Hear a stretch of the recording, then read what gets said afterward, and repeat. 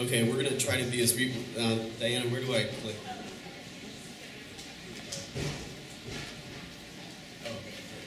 Okay, well, so I'm Randy Vines. This is my twin brother, Jeff, and we are representing the great city of St. Louis and the great street of Cherokee Street. And what I wanted to just really quick introduce is that we're not developers or investors or landholders of any kind. We're just grassroots business people who happen to own a really cool store on Cherokee Street, and that store is STL-Style, and this tagline is true. You can't spell style without STL. We do some cool, catchy St. Louis-inspired designs, and we have a great shop on Cherokee, which you can see here. And our story as to why we chose Cherokee is one you'll learn more about. And I think hopefully when this presentation is over, you're going to understand why we love this street so much and why we think it's really one to watch for the whole country. At our shop, we also host a lot of events. We use it as a community space as well, not just a retail store. So we've held fundraisers for Barack Obama. Building historic preservation rallies were organized there, and that building was recently renovated. And Group Hug St. Louis, I'm not going to, because of time, we're going to just fast forward through some of these things and get right to the nitty-gritty of Cherokee Street. But we're more than just a retail shop. Let's look at our city, St. Louis, okay? This was an average day on Washington Avenue back in the 1920s. St. Louis was the fourth largest city in the country, ranking right behind New York, Chicago, Brooklyn, which was then a separate city, and then Philadelphia. So we were the fourth biggest city in the United States. And our population peaked in 1950 with about 850,000 people. We were one of the most densely populated cities in the United States, only 61 square miles, which are still the same fixed city limits today. But sadly, some things changed. The St. Louis of today has shrunk down to about 320,000 people in the same 61 square miles. The metro population is about 2.9 million and growing very, very modestly. So let's talk about Cherokee Street. Cherokee Street began, like Euclid Avenue and many of the other corridors we're talking about, as a vibrant commercial district around a streetcar line. It was dubbed the downtown of the South Side. So a lot of the German immigrants and people who lived on the South Side near Cherokee Street would opt to go there as opposed to the crowded downtown St. Louis stores. So there were department stores and jewelers, everything you'd expect to find in a complete neighborhood for many, many years. But like the city of St. Louis, Cherokee Street also experienced a long period of decline. And it became a kind of a seedy red light district for a long time, especially in the 70s, 80s, and then early 90s. It was actually lined with head shops, and admittedly, it's where all us suburban kids would go on Friday after school to buy bongs. And we are no exception. We did go to Cherokee to buy bongs. And I know this is being taped, so I'll let the slide speak for itself, but Cherokee Street's only about 1.5 miles long, but it's just a mess in terms of governing entities. It cuts through about technically 5 city neighborhoods. There are 4 different business district associations, and it cuts through 3 city wards. So there are a lot of disparate, I wouldn't say competing, but fragmented entities that Cherokee Street faces. But I think that's also a strength because unlike a lot of commercial districts which has like top-down development from a single developer or the city just assigns a certain plan to it, Cherokee Street is forced to work on a very small scale, which we think is a good thing.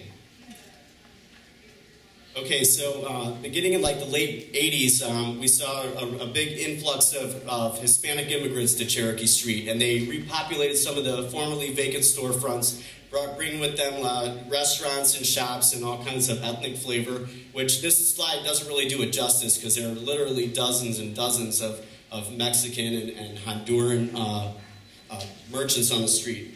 But that gives you a taste. I'm not going to read this to you, but the important line was this. Now Cherokee is giving way to artists, grassroots, bootstrapped artists, musicians, videographers, all kinds of creative folks. And I think the last line of this are by our landlord and friend Galen Gandolfi, who was one of the early investors on Cherokee Street in the most recent incarnation. He says, "The entire block was like a playground. Nobody cared about the rules at that point." This was back in the early 2000s, which has been Cherokee Street's strength, because it seems like nobody still cares about the rules. So it enables us to do all kinds of fun stuff that you can't really do in some of the more established neighborhoods. And that's Galen right there. And this is his Fort Gondo, which is his art gallery, right next door to our shop. And we're proud to call him a neighbor and landlord.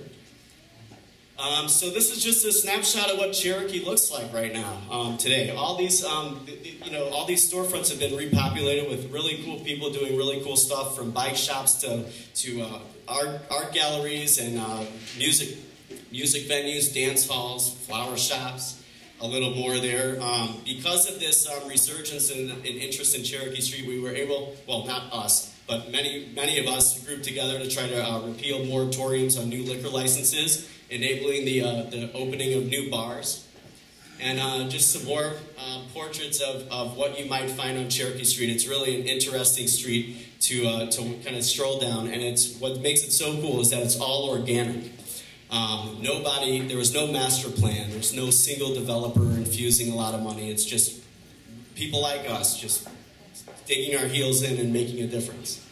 And Cherokee NEBULA is a really cool development that occupies a former parole office at the corner of Cherokee and Jefferson. Jason Demas, the developer, he bought an old building and then refurbished it for small, affordable studio spaces for startup businesses. Most of them are occupied by creative startups. And so it's really worth a visit. It's hard to encapsulate in a slide. But the real essence of Cherokee is not the businesses or even the people. It's the community. It's the spirit of collaboration. And this is just kind of embodies exactly what Cherokee is. Anytime there's an excuse to party, the whole street goes out. They dress up in crazy outfits. They do impromptu parades. Music in the streets. We have the biggest Cinco de Mayo celebration in the city on Cherokee Street. Draws over 50,000 people each year. And the Cinco de Volvo, the middle slide. If you have a Volvo that's more than 15 years old, just line it up and have a procession down Cherokee Street. And it's cool. They also Shakespeare in the Streets, which is the top middle one. The Shakespeare Company of St. Louis actually solicited people from the neighborhood to work alongside equity actors to do a show, a Shakespeare-adapted play on the street in Cherokee Street using local community people as the stars, and they adapted the screenplay and everything to be more common vernacular. So, and then There's a couple of really cool annual events that happen on Cherokee Street that showcase local talents and highlight the local businesses. Cherokee Print League. Cherokee Street has become the unofficial print district, really in the Midwest. Really, it's one of the biggest. We have a number of print shops along the street, and every year around the holidays, we have the Cherokee Print League holiday sale. Dozens of artists and local designers set up shop in all the different storefronts, not just the typical art galleries, but also the Mexican restaurants, and really showcase their talents as well as the businesses themselves. It gives people an opportunity to really experience the street. Lo-Fi Cherokee is by a documentary filmmaker, Bill Streeter, and he highlighted different music or different bands in all the different storefronts along Cherokee Street. And it's a cool thing you can see online. And Indie Hop, which is a sampling. Every business was given a keg of one of our local brews, and people just got trashed and hopped up and down the street. It was great. Okay, so this quote is cool. I'm not going to read it, but you can read it. But Cherokee has been identified as exhibiting some of the signs of like New York in the 70s and 80s. That underground, kind of gritty, unadulterated, unfiltered, artistic passion and energy. And it is bubbling up on Cherokee Street. And by the way, that mural was another community project that was threatened to be painted over. And the uprising of the community on Cherokee stopped that from happening, so it still graces our beautiful vacant building there. And so a couple of things that Randy and I are really proud of. We spearheaded the Cherokee flag competition, and the winning flag, we thought it'd be cool to like build our identity around a flag. And here's the winning design. It's you want to talk about that? It's pays pays homage to the streetcar colors, the Cherokee streetcar colors, and then the Cherokee star in the middle. Anyway, and then now it's become an iconic symbol of Cherokee Street that it graces the banners and the fire hydrants, and everyone's proud of it. You'll see it in windows and all along the street. The clock. This old clock stands on the sidewalk of the 2700 block. It advertises a defunct hair salon, and it was rusted and really kind of unsightly. And Randy and I recognized that this could be really a cool testament to the rejuvenation of the street. Rejuvenation, sorry. So we went to our alderman and asked him what we can do to restore it, and he gave us a laundry list of reasons why it probably can't be done. But taking Galen's advice, we did it anyway. With our own money, with the help of a few others, we redesigned the faces and relit the clock. So that is definitely a source of pride for the neighborhood. Okay. In the future, there's great stuff in store. A new container cafe that's going to occupy a vacant lot. There's a Luminary Center for the Arts. It's going to occupy a formerly vacant building, largely vacant building. And then the Globe Drug was just purchased and is going to be done really cool. We don't know what yet. And then we thought this Onion headline was very apt for Cherokee Street, which is true, and there's something to be said for that, because it allows different people to just try something on a wing and a prayer, and if it fails, and then it leaves room for someone else to try something equally crazy and stupid. So, and parting words, STL loves Philly.